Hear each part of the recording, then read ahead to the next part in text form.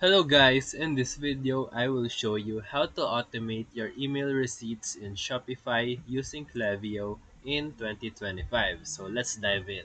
Step 1, open your Klaviyo dashboard and ensure it's connected to your Shopify store.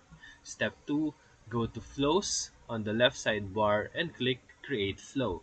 Step 3, search for Order Confirmation or Email Receipt in Klaviyo's Flows template.